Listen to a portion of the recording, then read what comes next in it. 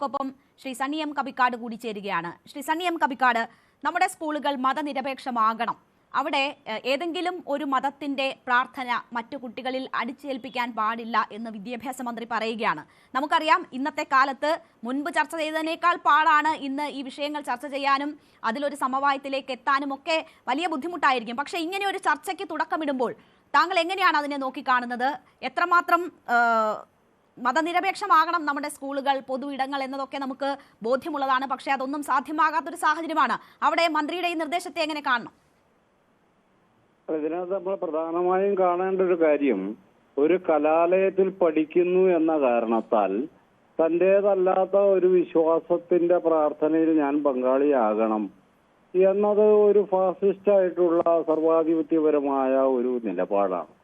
അങ്ങനെ പാടില്ല എന്ന് മന്ത്രി പറയുന്നുണ്ടെങ്കിൽ അത് നോർമലായ തലക്ക് വെളിവുള്ള ഏതൊരാളും അംഗീകരിക്കേണ്ട ഒരു തത്വമാണത്. അങ്ങനെ പാടില്ല എന്നത്. രണ്ടാമതൊരു കാര്യം, ഈ കുട്ടികളെ വളരെ 1-ാം ക്ലാസ്സിലും 2-ാം ക്ലാസ്സിലൊക്കെ ഉള്ള കുട്ടികളെ ഈ മതങ്ങളുടെ പ്രാർത്ഥന എന്നൊക്കെയുള്ള രൂപത്തിൽ മതജീവികളാക്കി മാറ്റാനുള്ള ഒരു ശ്രമമാണ് ഇതിന്റെ പിന്നിൽ നടക്കുന്നത് എന്നതും കാണാതിരുന്നുകൂടാ. മതത്തിൽ വിശ്വസിക്കാതിരിക്കുകയോ ഇതൊക്കെ അവരുടെ കാര്യമാണ്. പക്ഷേ കുട്ടികൾ വളർന്ന് ഒരു തീരുമാനമെടുക്കുന്നതിന് മുമ്പ് തന്നെ മതപരമായ ഒരു അന്തരീക്ഷം നിലനിർത്തി ആ കുട്ടികളെ അതിലേക്ക് വലിച്ചെടുപ്പിക്കുന്ന ഒരു പതിവുണ്ട്. മൂന്നാമതൊരു കാര്യം ഞാൻ പറയട്ടെ, ഇത് ഹിന്ദുത്വ ശക്തികളുടെ വാദം എന്താണെന്ന് ചോദിച്ചാൽ ഇത് മതമല്ല, വലിയ സംസ്കാരമാണ്. അതുകൊണ്ട് ആ സാംസ്കാരിക പ്രാർത്ഥനകളെ മതപ്രാർത്ഥനകളായി തെറ്റിദ്ധരിക്കുകയാണെന്നാണ് എനിക്ക് മുൻപ് സംസാരിച്ച ഒരാൾ വാദിച്ച് കേട്ടത്. സരസ്വതിയെ നമ്മൾ വിദ്യയുടെ ദേവതയായി കണക്കാക്കുന്നു. ആര് കണക്കാക്കുന്ന കാര്യം അദ്ദേഹം പറയുന്നത്? എന്റെ വംശമൊക്കെ യുദ്ധം ചെയ്ത് അക്ഷരം പഠിച്ചത് കേരളത്തിൽ. ഒരു സരസ്വതിയും കടാക്ഷിച്ചിട്ടല്ല. അയ്യൻകാളി യുദ്ധം ചെയ്തിട്ടാണ് ഞങ്ങൾ അക്ഷരം പഠിക്കാൻ തുടങ്ങിയത്. നിങ്ങൾ പിന്നെ ഏത് സരസ്വതിയുടെ കാര്യമാണ് ഞങ്ങളോട് പറയുന്നത്? ഞങ്ങൾക്ക് പറ്റില്ലെന്നേ സരസ്വതിയെ വിദ്യാദേവതയായി കാണാൻ. ഞങ്ങൾ അയ്യൻകാളിയെ തന്നെ കാണത്തുള്ളൂ. കാരണം അയ്യങ്കാളെ ഞങ്ങൾക്ക് അക്ഷരം പകർന്നു തന്നത്. ഇങ്ങനെ വൈവിധ്യങ്ങൾ ഒരു നാട്ടിലിരുന്ന്, ഇത്ര വ്യത്യസ്തമായ അനുഭവങ്ങളുള്ള ഒരു നാട്ടിലിരുന്ന്, വിശ്വാസത്തിന് അനേകം ധാരകളുള്ള ഒരു നാട്ടിലിരുന്ന് ഒരു മതത്തിന്റെ ഇടപാടുകളെ ഒരു സംസ്കാര പൈതൃകമായി, ഒരു രാജ്യത്തിന്റെ പൈതൃകമായി വെറുതെ ഇങ്ങനെ ഊതി വീർപ്പിച്ചൊന്നും കാര്യങ്ങൾ നേടാമെന്ന് കരുതരുത്. കുറച്ചുകൂടി നോർമലായി നമ്മൾ കാര്യങ്ങൾ പഠിക്കണം.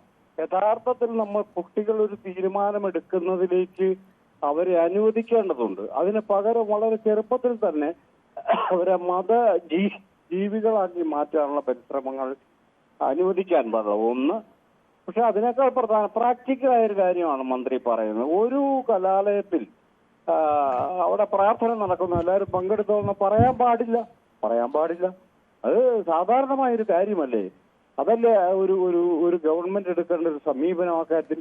അതല്ല ജയ് ശ്രീറാം വിളിക്കാതെ ഇവിടെ ആരും ജീവിക്കണമെന്ന് പറയുന്നതാണോ ഒരു ജനാധിപത്യവും മാന്യതയും മര്യാദയും?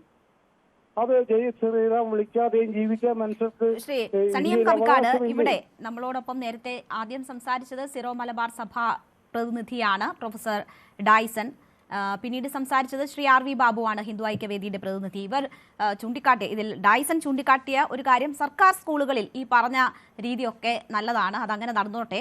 അതേസമയം ഈ റിലീജിയസ് ഇൻസ്റ്റിറ്റ്യൂഷന്റെ ഭാഗമായിട്ടുള്ള സ്കൂളുകളിൽ അത് സാധ്യമല്ല, അതിനുള്ള അവകാശം ഭരണഘടന തന്നെ അവർക്ക് നൽകിയിട്ടുള്ളതാണ് എന്നതാണ്. അവർക്ക് നൽകിയിട്ടുള്ളതാണെന്ന് പറഞ്ഞാൽ ഈ കലാലയങ്ങൾ പഠിക്കുന്നതല്ല, അവരവരുടെ കുട്ടികൾ അവിടെ അവർക്ക് പ്രാർത്ഥനാ മുറികൾ തുറക്കുന്നതിനകത്ത് പറ്റില്ല എന്ന് മന്ത്രി പറഞ്ഞു. അവിടുത്തെ മുഴുവൻ കുട്ടികളും ആ പ്രാർത്ഥനയിൽ പങ്കാളികളാകണമെന്ന് പറയുന്നത് ശരിയല്ല എന്നല്ലേ പറഞ്ഞത് എന്നാണ് ഞാൻ മനസ്സിലാക്കിയത്. ശ്രീ സണ്ണി എം കബിക്കാട്, അദ്ദേഹം സൂചിപ്പിച്ചത് ഇതാണ്: എന്തിനാണ് സ്കൂളുകളിൽ മതപ്രാർത്ഥന? അവിടെ മറ്റ് മതങ്ങളിൽ നിന്നുള്ള വിദ്യാർത്ഥികൾ കൂടിയുണ്ട്. അപ്പോൾ അംഗീകരിക്കാൻ പറ്റാത്ത, പരിചിതമല്ലാത്ത മറ്റൊരു മതത്തിന്റെ ആശയം അവരിൽ കുത്തിനിറയ്ക്കുന്നത് എന്തിനാണ്? നമ്മുടെ സ്കൂളുകൾക്ക് വേണ്ടത് സർവ്വമത പ്രാർത്ഥനകളാണ്, അതാണ് ഉണ്ടാകേണ്ടത് എന്നതാണ് പറഞ്ഞത്. അല്ലാണ്ട് മറ്റ് മതങ്ങളിലെ പ്രാർത്ഥനകൾ കുട്ടികളെ നിർബന്ധിച്ച് ചൊല്ലിപ്പിക്കുന്നത് ശരിയല്ല എന്നാണ് വിദ്യാഭ്യാസ മന്ത്രി പറഞ്ഞത്. തീർച്ചയായും അതിനകത്ത് എന്താണെന്ന് ഇതിനകത്ത് ഇത്ര ചർച്ച ചെയ്യാൻ മാത്രം എന്ത് കുറ്റകൃത്യമാണ് വിദ്യാഭ്യാസ മന്ത്രി പറഞ്ഞത് ഒരു സത്യമല്ലേ? അങ്ങനെ അടിച്ചേൽപ്പിക്കാൻ പാടുണ്ടോ? സർവ്വ മതങ്ങളെയും ഇന്റിമേറ്റ് ആവുക എന്നതല്ലേ കുറച്ചുകൂടി വിശാലമായ അർത്ഥത്തിൽ കുട്ടികൾ എല്ലാ മതങ്ങളെക്കുറിച്ച് അറിവുള്ളവരായിരിക്കുക എന്നതല്ലേ കുറച്ചുകൂടി ജനാധിപത്യപരമായ സമീപനം എന്ന് പറയുന്നത്.